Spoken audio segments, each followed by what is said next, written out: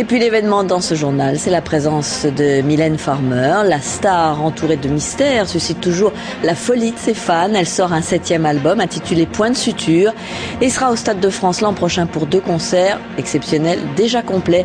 Elle est à TF1 et sera sur notre plateau en direct. Elle est avec nous et nous en parlera à la fin de ce journal. Bienvenue à Mylène Farmer. L'événement ce soir donc, c'est la présence de Mylène Farmer qui vient nous parler de son nouvel album, le 7e, intitulé Point de suture. Bonsoir Mylène Farmer, bonsoir, merci beaucoup d'être avec nous. Alors il y a toujours beaucoup d'attentes pour un disque de Mylène Farmer, d'autant qu'elle sera au Stade de France l'an prochain pour 2 concerts exceptionnels et qui sont déjà complets. Son portrait par Jean Chubillot et Nancy Wall. Sexy. Elle sort du coma entourée de médecins et de militaires. Sexy. Esthétique futuriste à la Inky Bilal. Nouveau disque, nouveau clip et premier tube, Dégénération. 24 ans de carrière et une fascination intacte de son public qui va à ses concerts comme on va à la messe. Mylène Farmer cultive ses looks à l'extrême et mène sa carrière à l'américaine. On l'a dit, femme d'affaires aguerrie, elle défie le monde artistique avec des spectacles hors normes.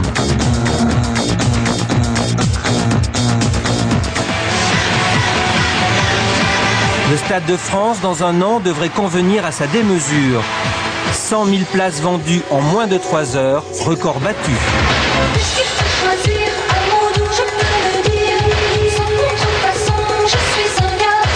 Mylène Farmer peut dormir tranquille, le phénomène d'ambiguïté qu'elle suscite depuis 2 décennies n'est pas près de s'arrêter.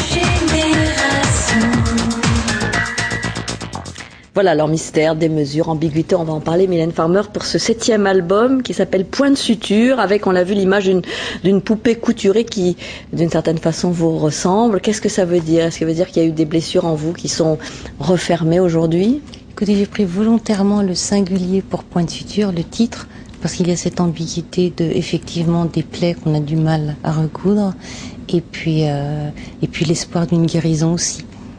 Alors il y a un des titres, et c'est d'ailleurs le premier de l'album, c'est Dégénération. On sent déjà d'ailleurs que c'est tout de même les prémices d'un tube. Est-ce que ça veut dire que, au fond, vous avez le sentiment d'appartenir à une génération perdue?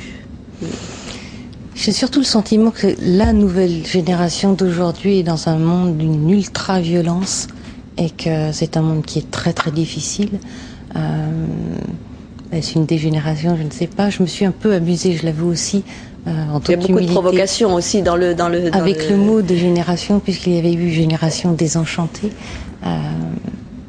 Et puis j'ai beaucoup aimé surtout l'idée de Bruno Aveillant qui a fait le clip, réalisé le clip, et qui a voulu de cette violence la convertir en un acte d'amour.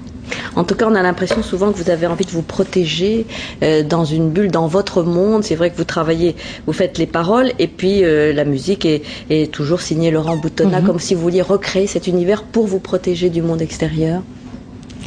Je ne sais pas si c'est pour me protéger du monde extérieur. En tout cas, je suis quelqu'un, j'avoue, du secret. Je suis peu prolixe. Je suis mal à l'aise dans les interviews, comme vous pouvez le constater. Et oui, j'ai le goût du secret. J'ai une pudeur en moi qui fait que j'ai beaucoup de mal. Bien sûr, j'écris mes textes, donc je m'exprime et je parle de moi.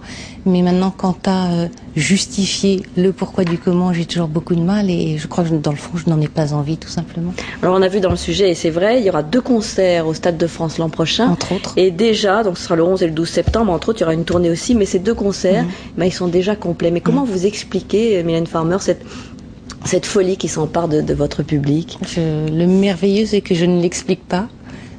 C'est à la fois aussi merveilleux qu'angoissant, parce que c'est une obligation aussi pour vous, d'une certaine façon. Il faut aller à sa rencontre et répondre à ses attentes. Il y a l'angoisse, effectivement, non pas du ratage, mais en tout cas de décevoir. Ça, c'est toujours quelque chose qui est en moi. Et comme disait le reportage, je peux dormir tranquille, je ne dors jamais tranquille. Mais j'avoue que c'était quelque chose d'extraordinaire pour moi, une émotion incroyable que de savoir, en tout cas quand nous avons ouvert le premier Stade de France, d'avoir cette nouvelle, c'était une émotion incroyable pour moi. Puis nous en avons ouvert un deuxième, puis la tournée, parce que la province est importante également. En tout cas, ces 2 concerts sont complets, effectivement. On va toujours peut-être trouver quand même quelques places, mais ce sera le 11 et le 12 septembre prochain. Et puis la sortie, donc il y a quelques jours, de ce Point de suture, le nouvel album de Mylène Farmer. Merci beaucoup. Et je peux me permettre de vous dire quelque chose? Ah, bien sûr. Je vous trouve d'abord très très jolie et vraiment très sensible. C'est gentil. Et ben, ça me touche beaucoup. Merci infiniment d'être venu nous voir sur ce plateau de TF1. Fin de ce journal. Dans un instant, la météo de Catherine Laborde. Et puis ce sera 3 épisodes inédits des experts. Demain, pour l'information, vous retrouverez Jean-Pierre Pernaut à 13h et Laurence Ferrari à 20h. Très bonne soirée. Merci.